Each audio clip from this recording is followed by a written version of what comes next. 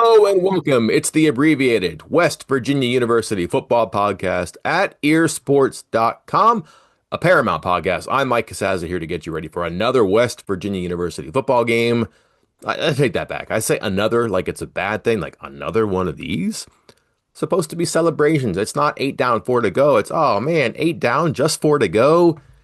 Liven up Saturdays in the fall, especially. You spend so much time looking forward to them. Try to take some enjoyment out of it with your friends and family or people you like to or let watch games with you. Even when it's hard at times like this, we'll cover some of the struggles and how they define the Mountaineers so far, but maybe we can give you some hope for the season. In fact, let's start right there. The opponent, Saturday, Houston, noon, FS1. That's Willie Fritz, second year in charge of the Cougars. He's doing it again. Well known throughout his career for quick turnarounds at various schools. It's happening now. Offensive ingenuity, created his own path coming from lower levels of college football, doing things on his own. Boy, that sounds familiar, right? And maybe lightning can strike in Morgantown as Rich Rodriguez gets ready for round 2 in 2026.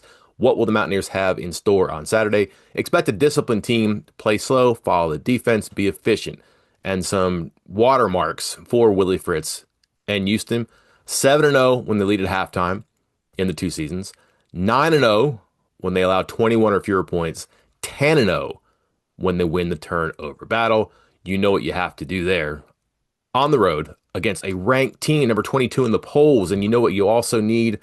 Podcast about the Mountaineers. 3 topics on the tip of our tongue. 1 starts with the W, 1 starts with the V, and I think 1 starts with the U. Let's start with the W today.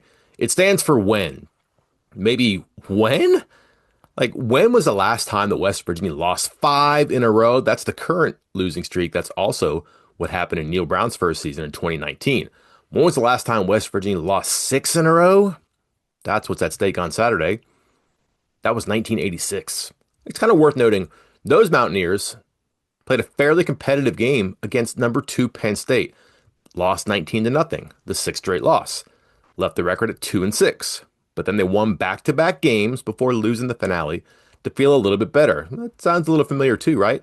A year later, 1-3 at the start, warmed up a little bit, 6-4 going into the final regular season game, lose to a ranked Syracuse team, and then lose a bowl game to Oklahoma State, which had Mike Gundy, Thurman Thomas, Barry Sanders. That'll happen.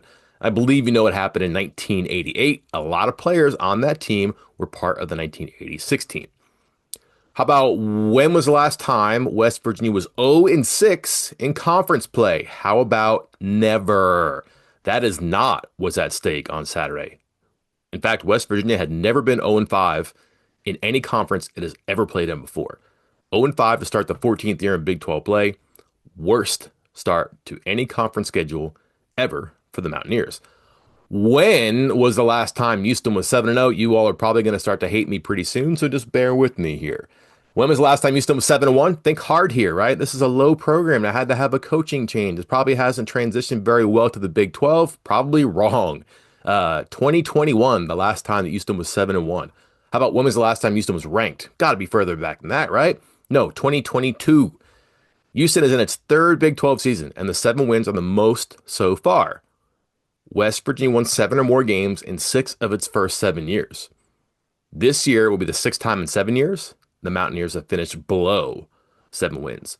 And of course, West Virginia hasn't been ranked since the postseason coaches poll following the 2023 season. The last regular season ranking, that would have been the end of the 2018 regular season. And what's one more here? When was the last time West Virginia played in Houston? That would be 2023. The opponent would have been coached by Dana Holgorsen, and the Cougars would have won when West Virginia could not defend a Hail Mary, and then almost comically could not defend their plan for the final play afterward. Moving on, the B stands for visitors. We are just about to dive into the busiest month of the season for college football coaches. The Mountaineers are already busy on Tuesday, though, going out with a bang in October, maybe. We are told prize offensive line prospect Kevin Brown, who was committed to Penn State, and whose dad, Tim, played offensive line for the Mountaineers, made his visit. He showed up a little before noon.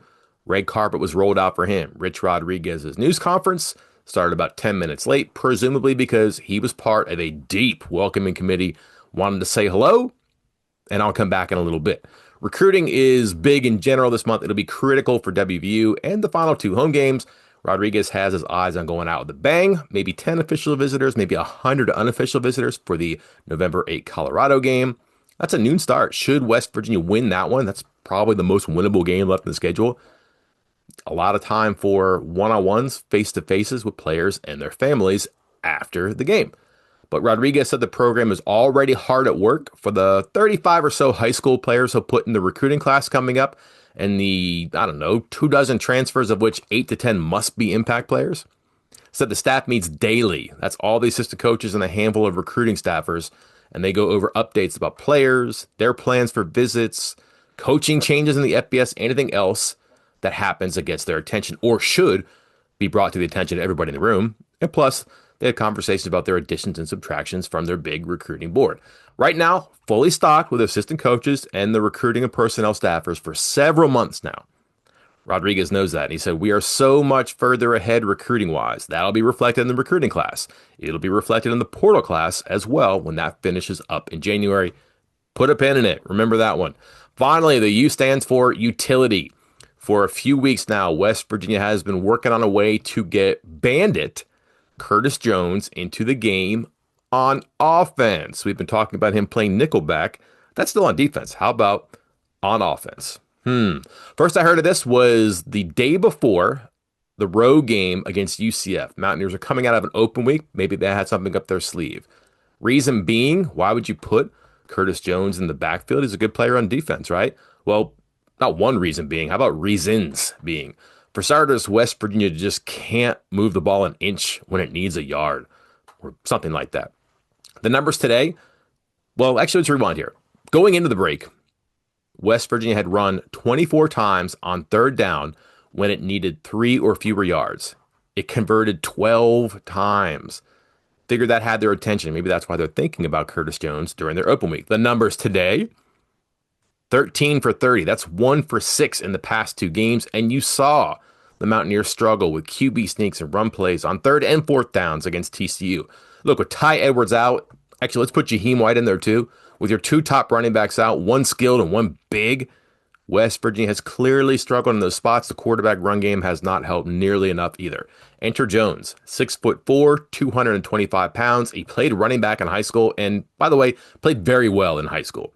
At Cabell Midland, a AAA school, second-team All-State as a junior, first-team All-State as a senior. Combined, 2,300 rushing yards, 46 touchdowns, and not just a big dude. On the 4x100 track team, the state meet, 11.8 seconds. This can only help if they can get him into the game.